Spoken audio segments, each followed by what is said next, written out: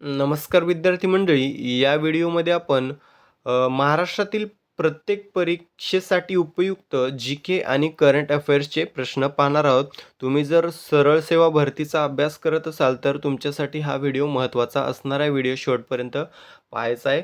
चला तर प्रश्नांना सुरुवात करूया. या ठिकाणी प्रश्न पहिला आहे, महाराष्ट्रातील कोणते शहर सूतगिरण्यांसाठी प्रसिद्ध आहे? जालना, सावंतवाडी, भुसावळ, भिवंडीपैकी कोणते शहर आहे? उत्तर येत असेल तर कमेंट करायचं आहे.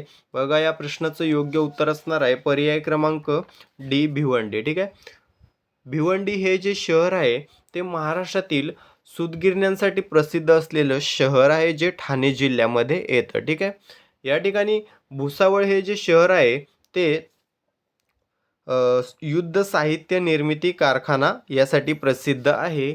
त्यानंतर सावंतवाडी हे जे ठिकाण आहे ते बघा, लाकडी खेळण्यांसाठी प्रसिद्ध असलेलं ठिकाण आहे. हे प्रश्न सरळ सेवेमध्ये वारंवार विचारलेले आहेत. ठीक आहे. तुम्ही तलाठी, पोलीस, जिल्हा न्यायालय, मुंबई हायकोर्ट किंवा इतर कोणत्याही सरळ सेवा भरतीचा अभ्यास करत असाल तर हे प्रश्न तुमच्यासाठी महत्त्वाचे असणार आहेत. त्यानंतरचा प्रश्न आहे, अणुबॉम्बचा प्रयोग सर्वप्रथम कोणत्या देशाने कोणत्या देशावर केला? अमेरिकेने दक्षिण कोरियावर, अमेरिकेने जपानवर, रशियाने जपानवर, अमेरिकेने रशियावर. कोणतं उत्तर योग्य आहे?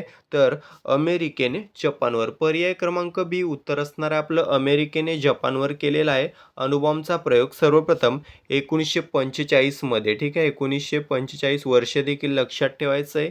यावर्षी अमेरिकेने जपानवर अणुबॉम्ब टाकले होते.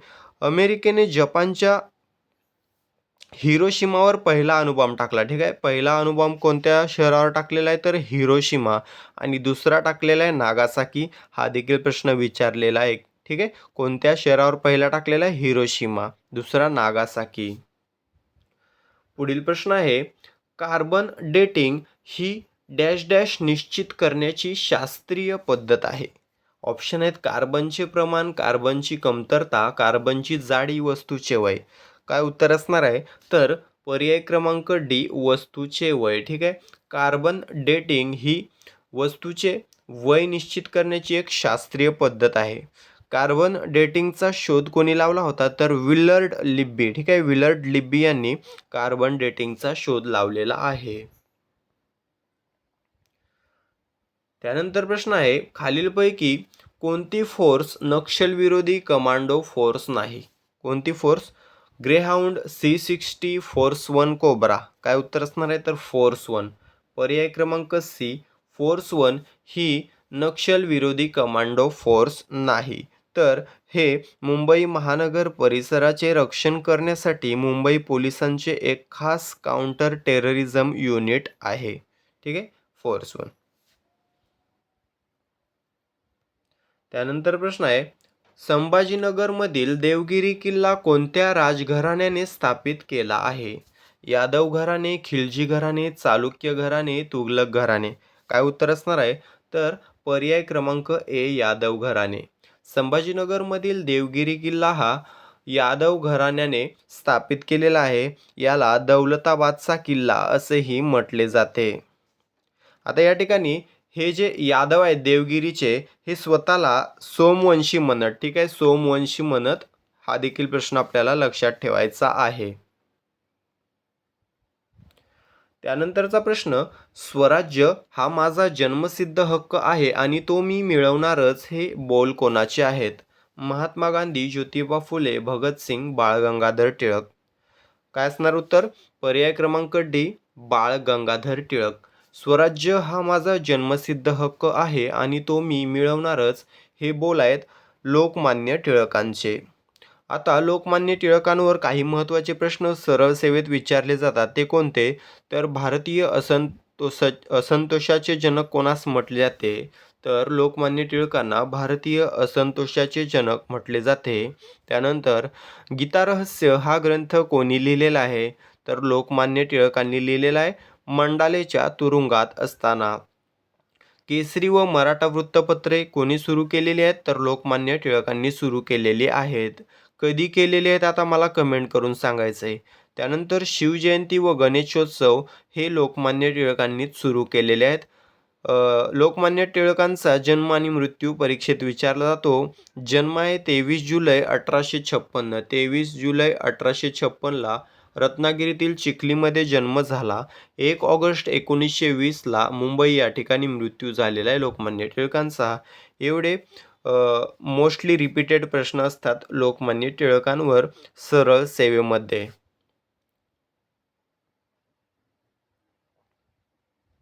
त्यानंतर प्रश्न आहे, खालीलपैकी कोणते पोलीस दल नाही? Force 1, SRPF, CRPF, Assam rifles. काय उत्तर असणार आहे? तर या ठिकाणी आसाम रायफल्स हे पोलीस दल नसून एक निमलष्करी दल आहे. ठीक आहे, भारतातील सर्वात जुने निमलष्करी दल आहे आसाम रायफल्स. त्यानंतर प्रश्न आहे, हिमोग्लोबिन तयार होण्यासाठी कशाची आवश्यकता असते? कशाची आवश्यकता असते? लोह, मॅग्नीज, झिंक, आयोडीन. काय उत्तर असणार आहे? पर्याय क्रमांक ए, लोह. हिमोग्लोबिन तयार होण्यासाठी लोहाची आवश्यकता असते.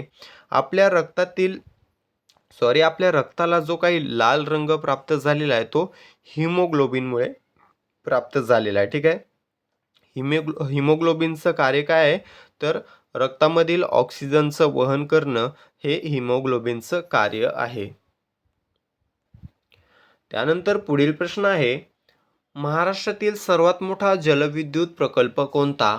कोयना, भिवपुरी, भंडारदरा, दूधगंगा. काय उत्तर असणार आहे? तर या ठिकाणी कोयना. ठीक आहे, कोयना हा महाराष्ट्रातील नव्हे तर भारतातील देखील सर्वात मोठा जलविद्युत प्रकल्प आहे, जो सातारा जिल्ह्यामध्ये कोयना नदीवर उभारण्यात आलेला आहे. आता या धरणाच्या जलाशयाचं नाव देखील परीक्षेत विचारलं जातं, तर मला कमेंट करून सांगायचं आहे कोयना धरणाच्या जलाशयाचं नाव काय आहे. त्यानंतर प्रश्न आहे, खालीलपैकी कोणत्या ठिकाण युनेस्को वर्ल्ड हेरिटेज यादीमध्ये नाही? ताजमहल, अजिंठा लेणी, लाल किल्ला, घृणेश्वर मंदिर. काय उत्तर असणार आहे? तर पर्याय क्रमांक डी, घृणेश्वर मंदिर हे जे ठिकाण आहे ते युनेस्को वर्ल्ड हेरिटेज यादीमध्ये समाविष्ट नाही.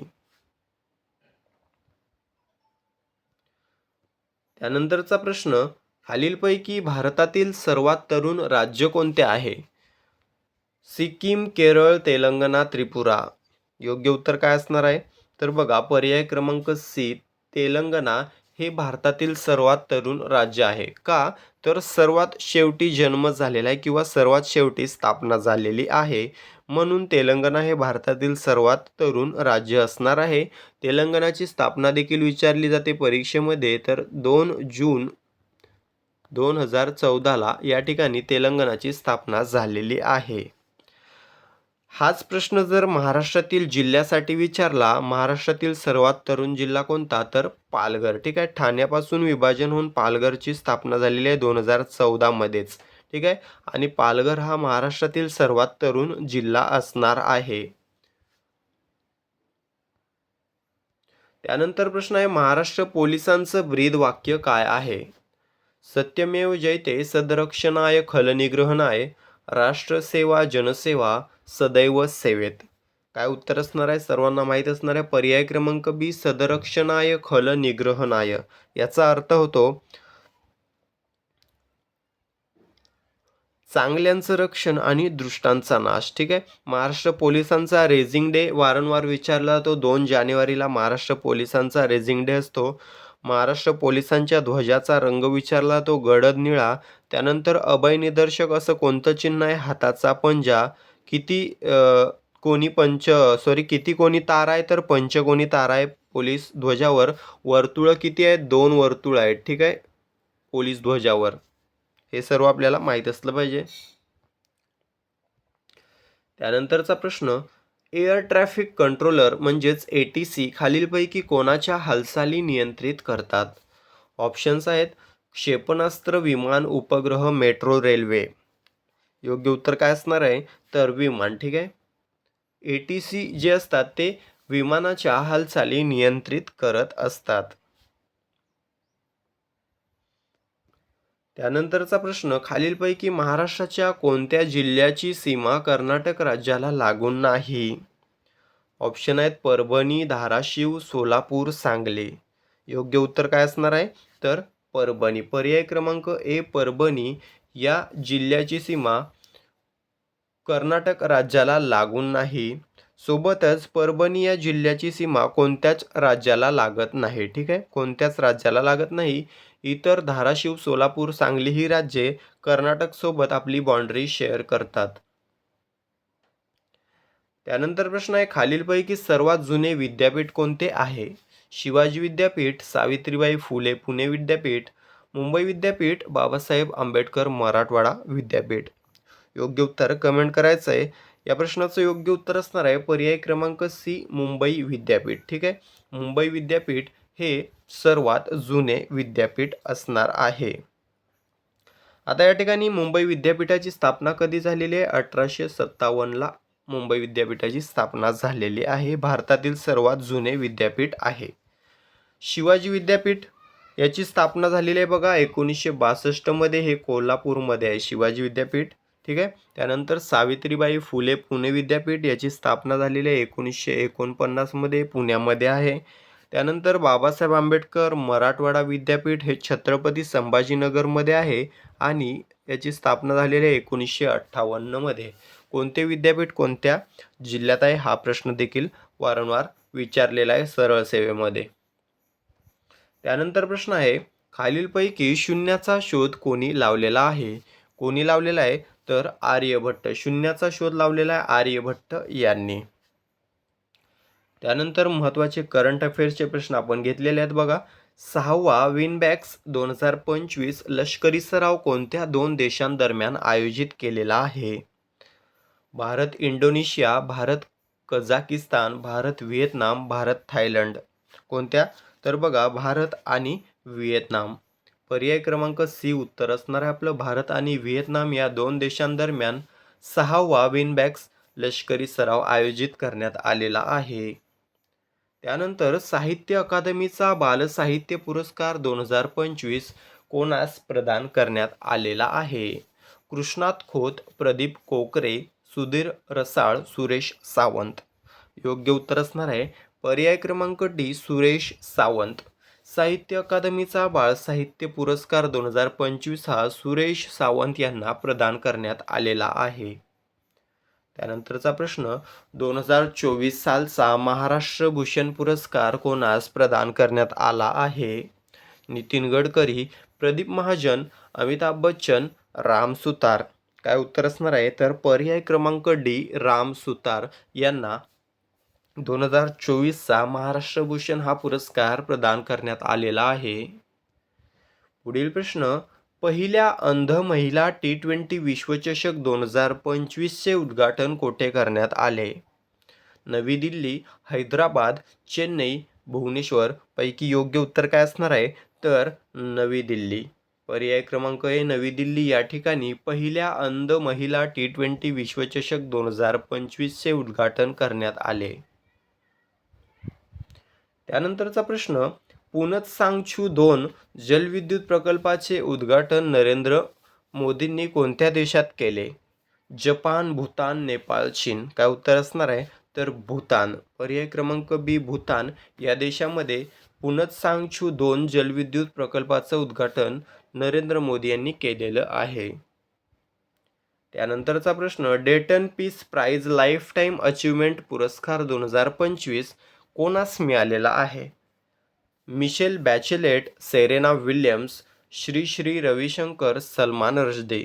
कोणाला मिळालेला आहे तर सलमान रश्दी यांना मिळालेला आहे. पर्याय क्रमांक डी उत्तर आपलं असणार आहे योग्य. डेटन peace prize life time achievement पुरस्कार 2025 हा सलमान रश्दी यांना मिळालेला आहे. त्यानंतरचा प्रश्न, देशातील पहिला विमेन वेलनेस ऑन व्हील्स उपक्रम कोणत्या राज्याने सुरू केला? कर्नाटक, तेलंगणा, तमिळनाडू, केरळ. योग्य उत्तर असणार आहे बघा तमिळनाडू. देशातील पहिला विमेन वेलनेस ऑन व्हील्स उपक्रम तमिळनाडू राज्याने सुरू केलेला आहे. त्यानंतरचा प्रश्न, गेल इंडिया लिमिटेडचे नवे अध्यक्ष व व्यवस्थापकीय संचालक कोण बनलेले आहेत? ऑप्शन्स आहेत कुशल भारद्वाज, दिनेश सूर्यवंशी, दीपक गुप्ता, संदीप कुमार गुप्ता.